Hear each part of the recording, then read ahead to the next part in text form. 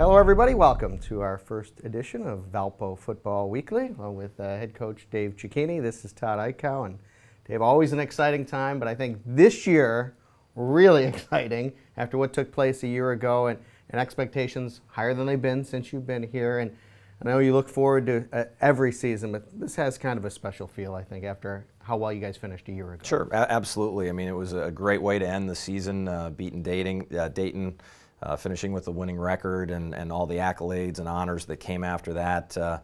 But I think, if anything, that just kind of got our football team even more motivated about the future. You know, everybody's excited. The expectations are high, certainly within the football team as well. We know that we've got the most starters, the most veterans, the most seniors, the best leadership that we've had in the 5 seasons that I've been here, and that makes for an exciting time. I think it all starts with the quarterback, and Jimmy Seawald obviously had a breakthrough season a year ago. He was outstanding and wasn't 100% really. He's had shoulder issues, and I know they've taken steps this year to get him 100%.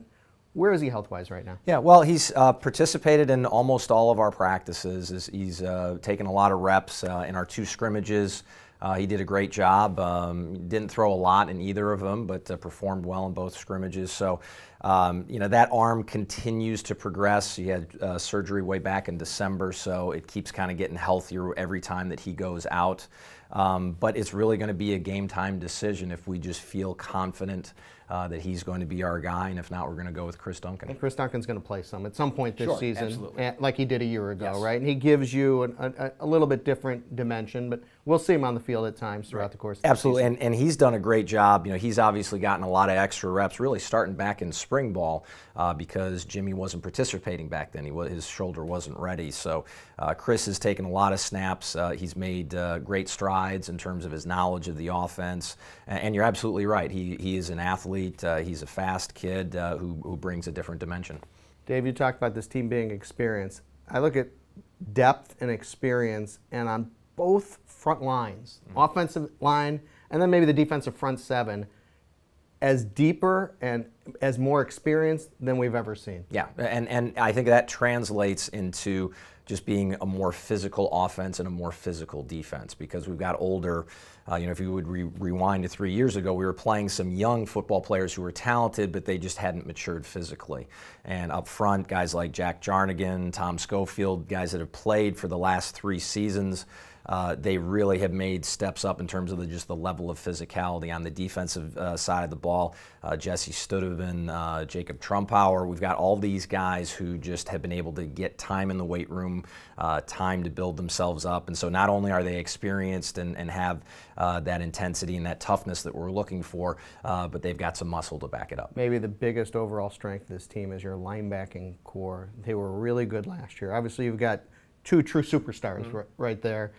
But you got all 4 starters back, right, and that's unusual. Yeah, no, it's to have all 4 guys back, and again, not only are they all 4 talented players, but they are the heart and soul of our defense, just from a leadership standpoint. You know, you've got Nick Turner and Drew Snoffer both as captains as well. Mike Wheeler is an emotional leader at the outside linebacker position, and Austin Petrie is a guy who has done some great things despite being behind those guys in terms of age and experience. But all 4 of them played very well for us last year.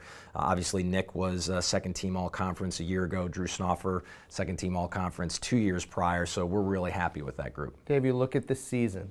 Obviously, the first 2 weeks look like maybe the 2 most difficult games. It's sort of how you start off almost every year, those difficult tests to start, but in hopes that these difficult tests get you ready for conference play, which is what's most important. Yeah, and that's the plan. We relish that level of competition. We really feel like, as coaches, we feel like it makes our football team better prepared for the league schedule as we go ahead.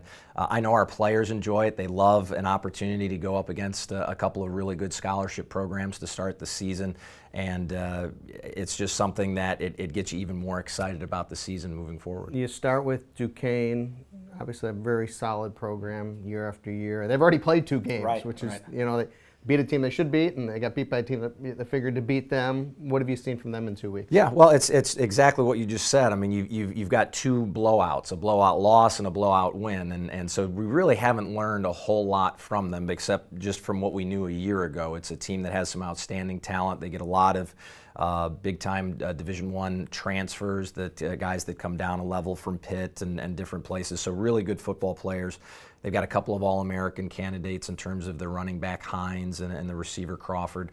They're really good football players, and that's going to be tough to stop. It's a very punishing attack on the ground game for them, a very physical running game, but they can beat you with through the air as well. So that's going to be a challenge. Their defense is very aggressive as well. They get in your face, they challenge you, they play a lot of man coverage.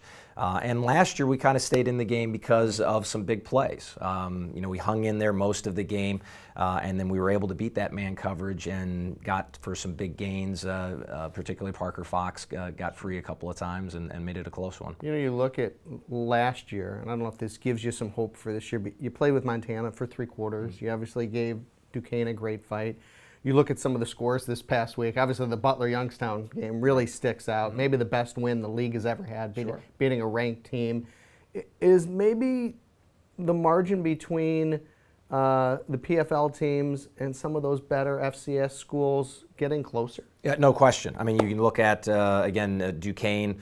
Will be a game that, while certainly we're going up against some good athletes, our football team will go into that game knowing that this isn't going to be a moral victory sort of situation. This is a game that we're going in to win. And yes, you look at some of the scores just from this past week with Youngstown getting upset by Butler. You have Dayton beating Robert Morris, which is in the same conference as Duquesne. The level of play in the PFL every year since I've gotten here has consistently gotten better and better. And you can look at San Diego in the playoffs the last 2 years, getting victories in the first round. So we're not quite there yet, I think, as a league, but we are knocking on the door. We are really close, and I think with that, I think the rest of the Division I FCS community is really kind of starting to wake up to the level of play that's in the Pioneer. Dave, after the last couple weeks, I'm sure you're ready to get out and play a team. Yet the bye week 1 is kind of unusual. Right.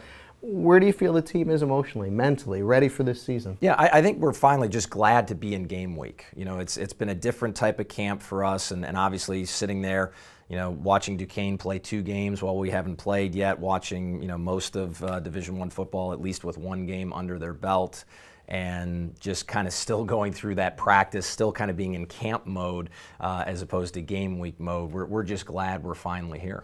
Dave, good luck this week. Thanks, Todd. For Dave Cicchini, this is Todd Eichhoff. Thanks for joining us. We'll see you next week on Valpo Football Weekly.